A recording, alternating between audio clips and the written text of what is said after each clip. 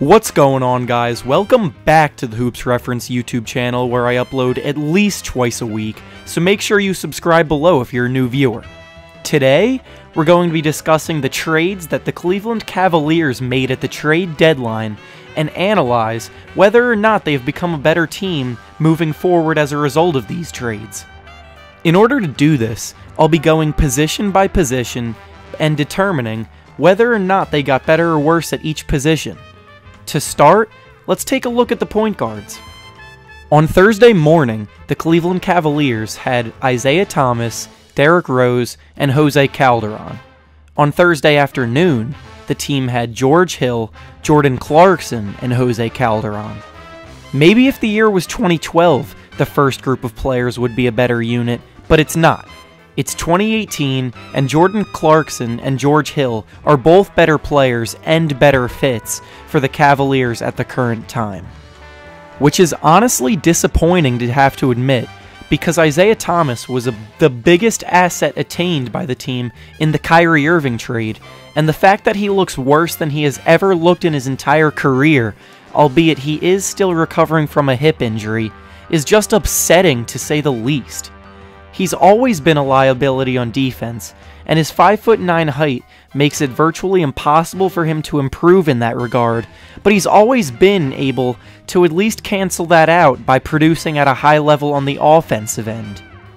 This year, he's been horrible on both ends of the floor, and when you play alongside LeBron James, there is virtually no patience for improvement.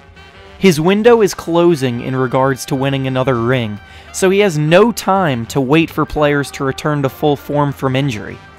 Adding Clarkson to the team basically gives the team the offensive spark they need for their bench, and George Hill brings the exact skill set a point guard starting alongside LeBron needs. George Hill's season has flown way under the radar due to playing for the bottom-feeding Sacramento Kings, and the team's focus has been on developing their young core over in Sacramento. But at the moment, he leads the entire NBA in three-point percentage at 45.3%. He also ranks in the 98th percentile in the entire NBA in spot-up shooting, and when you play with LeBron, you need to be ready to spot up and knock down shots. So this is almost a match made in heaven. So yes, the point guard spot did improve. Next, let's take a look at the Cavs' wing players. On Thursday morning, they had LeBron James, Jay Crowder, J.R. Smith, Iman Shumpert, Kyle Korver, Dwayne Wade, Jeff Green, and Cedi Osman. By the afternoon, their wing players were LeBron James, J.R. Smith, Kyle Korver, Jeff Green, Rodney Hood, and Cedi Osman. Hood was the only addition to this unit, while Wade, Shumpert, and Crowder were all shipped out. Did they get better? Well, that depends. While the total talent might not be as high as it was before, the rotations that the team can now use have a very good chance to be a lot more effective in games. Crowder was having a very down year compared to previous seasons. Wade was still productive, but his talent has clearly been dwindling with age, and Shumpert has honestly just not been a good NBA player for the better part of a year. Addition by subtraction alone makes this unit better because they got younger in the process and their defensive potential is a lot better than what it was. Rodney Hood is 6'7", makes 38.9% of his threes, and ranks in the 80th percentile in isolation defense. Plus, he's only 25 years old, which means that he still has time to get even better. His skill set, like George Hill's that I mentioned earlier, should fit tremendously alongside LeBron, who loves to play with good spot-up shooters. The other thing that these moves mean for the team is that their young rookie Cedi Osman, who has looked very good in his few opportunities to take the court, will be given a bigger role moving forward, according to team sources.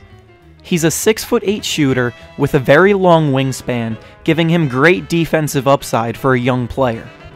Putting Hood and Osman into the rotation to replace the struggling Jay Crowder and the aging, limited Dwayne Wade should rejuvenate this Cavs team on both ends of the floor and help them improve upon their dreadful 29th ranked defense.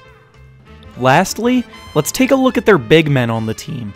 They started Thursday with Tristan Thompson, Kevin Love, and Channing Frye, and they finished the day with Tristan Thompson, Kevin Love, and Larry Nance Jr.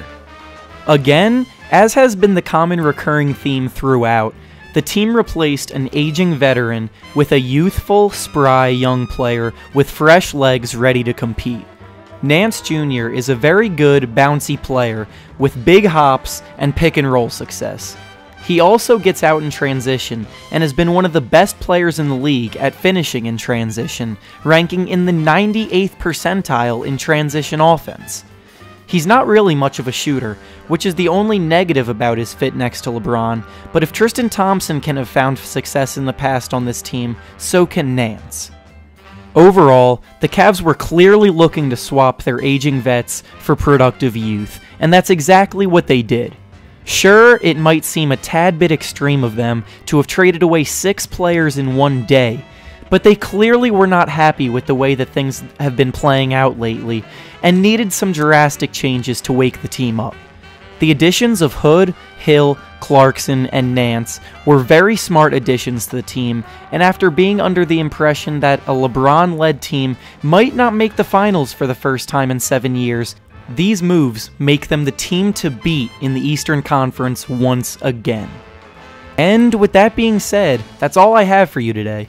Thank you so much for watching, and make sure you leave a like on the video. New videos come every week on this channel, so subscribe below if you're a new viewer, and follow me on Twitter @HoopsReference for updates and more. See you next video.